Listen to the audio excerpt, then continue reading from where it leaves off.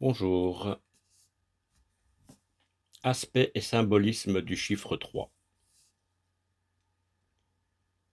La nature ambiante se présente sous 3 règnes: le minéral, le végétal, l'animal.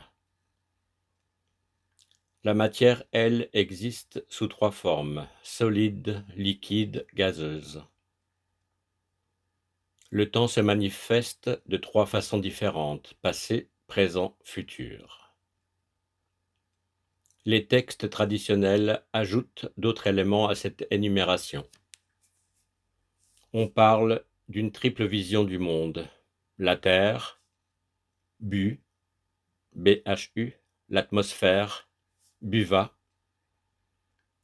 le ciel, Tzfar. La Chandogya Upanishad, quant à elle, déclare que l'univers est constitué de Anna, la nourriture, Apas, l'eau, de Tejas, l'ardeur lumineuse, le feu. Il y en a, en tout état de cause, 3 niveaux différents dans le monde des phénomènes. 3 niveaux qui vont du plus grossier au plus subtil. Le monde possède une matérialité, c'est le monde visible, une énergie, son dynamisme, qui se situe dans l'invisible. Une potentialité contenant toutes les conditions essentielles à sa réalisation. La force créatrice cosmique divine, Shakti. En résumé, 3 aspects que l'on peut qualifier de physiques, subtils, causal.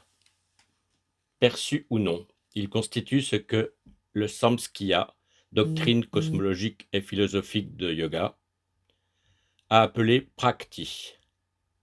Prakti recèle en elle les 3 qualités d'énergie dont nous parlions récemment, les gunas, sattva, tamas et rajas.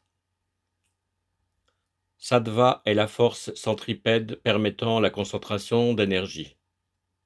C'est la lumière, l'unité. Elle est représentée par Vishnu. C'est aussi Tejas, l'ardeur lumineuse, elle est blanche. Tamas est la force centrifuge, l'obscurité, l'inertie, la destruction. Elle cherche à empêcher la concentration. Elle est l'obscurité puisque la dispersion mène à la nuit, tout comme la concentration mène à la lumière. Elle est noire et Shiva, sous son aspect Rudra, la personnifie. Elle est lunaire, Anna, la nourriture, lui est rattachée. Rajas réalise l'équilibre des deux. Dynamique, aspect solaire de l'énergie, on lui attribue la couleur rouge. C'est Brahma. Apas, l'eau, lui correspond. Il faut avoir conscience de ce triple aspect. Matérialité, énergie, potentialité de Prakti. Sans cela, sans cette vision exhaustive, il est vain d'entreprendre le moindre cheminement spirituel. Mais ce n'est pas encore suffisant, parce qu'au-delà du dynamisme de l'univers, au-delà du manifesté et du non manifesté, il existe un autre principe sans lequel Prakti ne serait rien. Purusha, la conscience universelle, immuable, éternelle. Purusha, Purishaya, est celui qui réside dans la citadelle.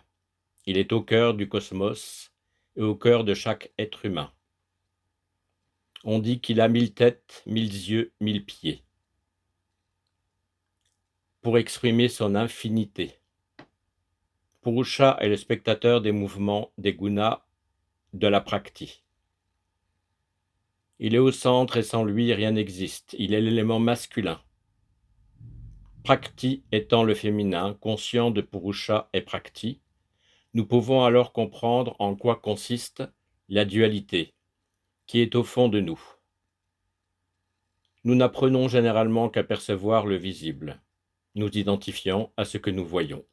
Nous ignorons tout le reste, c'est-à-dire l'invisible, le mystérieux. Seule l'apparence de la réalité est prise en compte. Seul Prakti atteint le mental. Mais où est la conscience dans tout cela? Où se trouve Purusha, l'étincelle divine? étouffée, aliénée, trahie par notre rationalisme. Elle cherche la faille pour s'ouvrir, s'épanouir. Elle est là, mais nous la tenons à l'écart et créons ainsi l'état de dualité. Seule la prise de conscience de Purusha peut lever le voile de l'illusion, qui est engendrée par notre vision de la matérialité. Dès que l'illusion est reconnue, elle s'évanouit. La nature est la grande séductrice, qui maintient tous les êtres incarnés sous son charme, sa juridiction. Dès que le sujet conscient s'éveille, le jeu cosmique s'évanouit. La prakriti disparaît, se résorbe, elle est réabsorbée dans son principe. Principe. Le pouvoir d'extériorité est réintégré dans l'immuable. Le principe féminin est reconduit au principe masculin.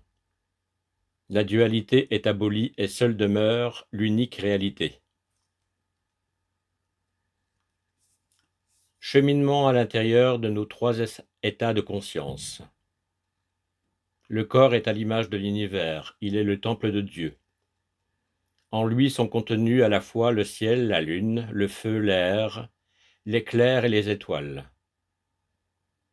Tout ce qui existe en ce monde et tout ce qui n'existe plus ou pas encore, tout cela est contenu en lui. Upanishad. Nous allons donc retrouver un corps à l'image de la Trinité. Un corps physique, grossier, Shula, Sharira. Un corps subtil, Shukshma, Sharira.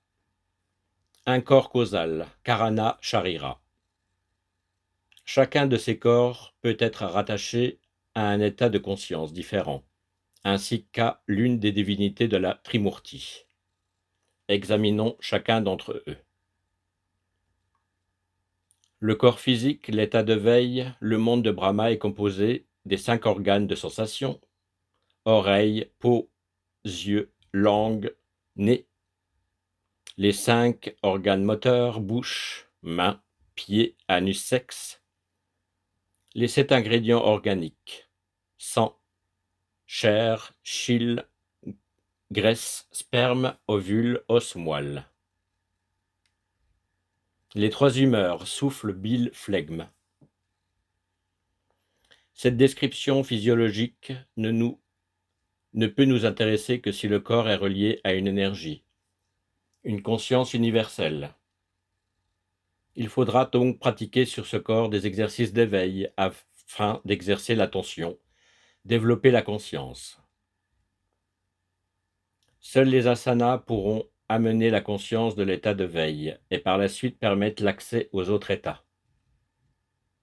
C'est à partir du corps physique que se forgent les outils nécessaires à la réalisation spirituelle et que se franchissent les étapes permettant de rejoindre l'énergie potentielle, la conscience absolue, Shiva. Alors seulement il sera possible d'unir Shiva et Shakti, Purusha et Prakti.